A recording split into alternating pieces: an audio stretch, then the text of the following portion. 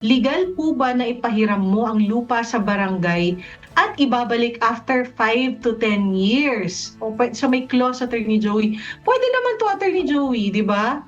Oo, Mm-mm. kung may usufruct na tinatawag sa ating batas, 'di Yes. ba, na Mm-mm. ipagamit, 'di ba? Usufruct kumbaga kung nagfa-follow lang doon sa purpose ng usufruct. Kasi yung violation ng usufruct kung ang nakalagay doon gagamitin sa ganitong purpose pero ginamit sa iba, ay doon tayo nagkakaproblema, Mm. pwedeng bawiin, 'di ba? Pero kung sa tanong na Oo.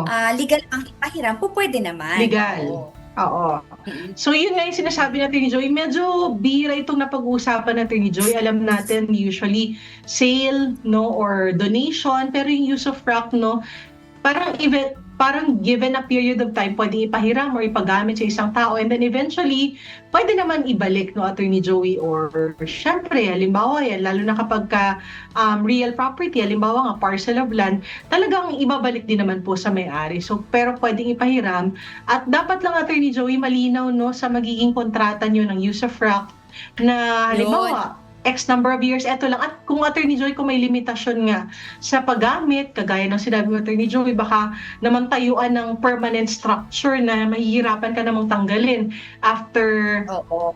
after the duration of the use of rock, no? So, kailangan malinaw din po sa kontrata nyo para hindi magka-problema later on. But definitely, legal po ito at pwedeng-pwede itong mangyari, Attorney Joey. Oo. Yun nga lang legal but with limitations depending on what you agree upon at kung ano yung inyong napagkasunduan Yes. tungkol sa kontrata.